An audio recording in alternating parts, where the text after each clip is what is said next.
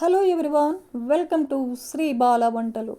ఈరోజు వీడియోలో డయాబెటిక్ వారి కోసం హెల్దీ రెసిపీస్ని ఈరోజు ప్రిపేర్ చేసుకుందామండి. కాబూలీ శనగలతో 2 రకాల హెల్దీ రెసిపీస్ అన్నమాట.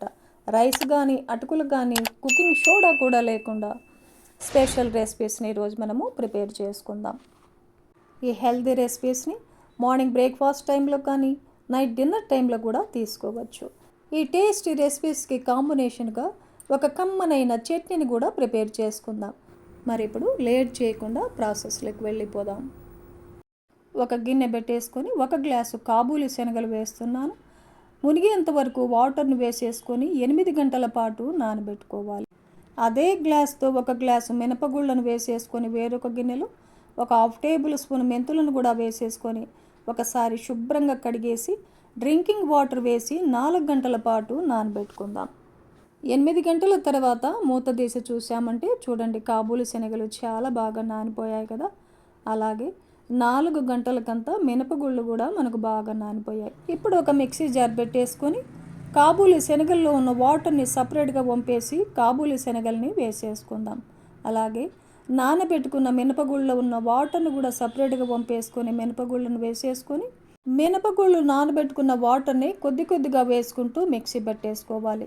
నేను ఇక్కడ కొద్దిగానే కాబట్టి 2 ఒకేసారి మిక్సీ పడుతున్నానండి.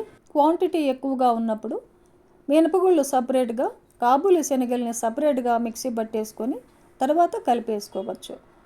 మూత పెట్టేసి మెత్తగా మిక్సీ పట్టేసుకొని ఒక మిక్సింగ్ బౌల్లో వేసేసుకుందాం. కొంచెం వాటర్ని యాడ్ చేస్తున్నాను. ఇప్పుడు ఒక 2 నిమిషాల పాటు బాగా కలిపేసుకోవాలి. ఇలా బాగా కలిపేసుకొని మూత పెట్టేసి నేనైతే ఒక నైట్ అంతా రెస్ట్ ఇస్తున్నానండి. కనీసం 8 గంటల పాటు పులయబెట్టుకోవాలి. నెక్స్ట్ డే మార్నింగ్ మూత తీసి చూసామంటే చూడండి, పిండి ఎంత బాగా పొంగిందో. ఒకసారి బాగా కలిపేసుకొని మనకు ఎంత కావాలనో అంత సపరేట్గా తీసుకొని మిగిలింది ఫ్రిడ్జ్లో పెట్టామంటే 2-3 రోజుల వరకు హ్యాపీగా రెసిపీస్ని ప్రిపేర్ చేసుకోవచ్చండి. ఇలా మొత్తం కలిపేసుకొని టేస్ట్కి సరిపడా సాల్ట్ని వేసేసుకుందాం. కుకింగ్ సోడా వేయాల్సిన అవసరం లేదండి. ఇంకొంచెం 1 టేబుల్ స్పూన్ వాటర్ని యాడ్ చేసుకొని కలిపేసుకుందాం. బ్యాటర్ కన్సిస్టెన్సీ ఇలా ఉండాలన్నమాట. మన ఫస్ట్ రెసిపీ ఇడ్లీని ప్రిపేర్ చేసుకుందామండి. ఇడ్లీకైనా సరే కుకింగ్ సోడా అవసరం లేదు. ఇడ్లీ ప్లేట్లకి ఆయిల్ కానీ నెయ్యిని కానీ గ్రేస్ చేసుకోవాలి. మనకి ఎన్ని ఇడ్లీలు కావాలంటే అన్ని ఇడ్లీల్ని పెట్టేసుకోవచ్చు. ఇంకో పక్క ఇడ్లీ పాత్రలో ఒక 2 కప్పుల వాటర్ని వేసేసుకొని వాటర్ని బాయిల్ చేసుకోవాలి. వాటర్ బాయిల్ అయిన తర్వాత ఇడ్లీ ప్లేట్లను పెట్టేసుకొని మూత పెట్టేసి హై ఫ్లేమ్లో ఒక 10 నిమిషాల పాటు కుక్ చేసుకుంటే సరిపోతుంది. ఈ లోపల కమ్మనైన చట్నీని కూడా ప్రిపేర్ చేసుకుందాం. మిక్సీ జార్ పెట్టేసుకొని చిన్న చిన్న పీసెస్గా కట్ చేసిన 1 కప్పు పచ్చి కొబ్బరిని వేసేసుకుందాం. అదే కప్పుతో 1/2 కప్పు పుట్నాల పప్పు వేసుకోవాలి. ఒక 2-3 వెల్లుల్లిపాయలను వేసేసుకుందాం పొట్టు తీసి. 1 ఇంచి అల్లాన్ని చిన్న చిన్న పీసెస్గా కట్ చేసి వేసేసుకొని టేస్ట్కి సరిపడా సాల్ట్, ఒక 5-6 పచ్చిమిర్చిని వేస్తున్నానండి. మీరు మీ టేస్ట్కి తగినట్టు మిర్చిని వేసుకోవచ్చు. మిక్సీ పట్టేసుకొని ఇంకో గ్లాస్ వాటర్ని యాడ్ చేసుకొని ఇంకొకసారి మిక్సీ పట్టేసుకుందాం. మెత్తగా మిక్సీ పట్టుకున్న ఈ చట్నీనంతా ఒక గిన్నెలో వేసేసుకుందాం. ఇంకా కొంచెం లూజ్ కావాలంటే మీరు ఎంత లూజ్ కావాలో దానికి తగినట్టుగా వాటర్ని యాడ్ చేసుకొని కలిపేసుకోవచ్చు. ఈ చట్నీకి పోపును కూడా పెట్టేసుకున్నామంటే మరింత టేస్టీగా ఉంటుందండి చట్నీ. స్టవ్ ఆన్ చేసుకొని ఒక బాండిల్ పెట్టేసుకుందాం.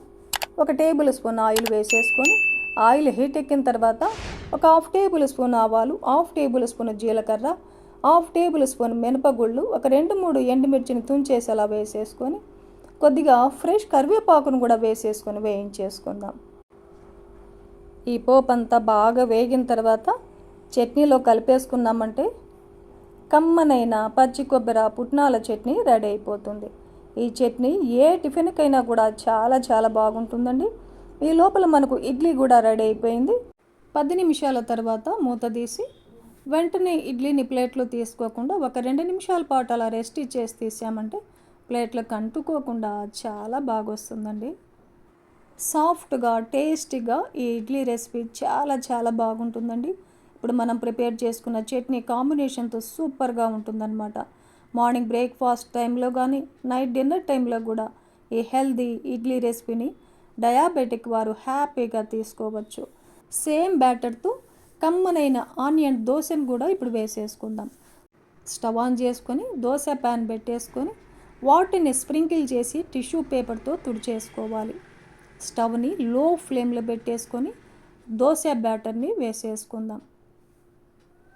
దోశ బ్యాటర్ని స్ప్రెడ్ చేసి చిన్న చిన్న పీసెస్గా కట్ చేసిన ఆనియన్ పీసెస్ని వేసేసుకుందాం. చిన్న చిన్న పీసెస్గా కట్ చేసిన పచ్చిమిర్చి ముక్కల్ని వేసేసుకుందాం. గ్రీన్ చిల్లీ పీసెస్ని చిన్న చిన్న పీసెస్గా కట్ చేసిన కొత్తిమీరను కూడా వేసేసుకుందాం. మీరు కావాలంటే అల్లాన్ని తురిమేసి కూడా వేసేసుకోవచ్చు. అలాగే క్యారెట్ని కూడా తురిమేసి వేసేసుకోవచ్చు.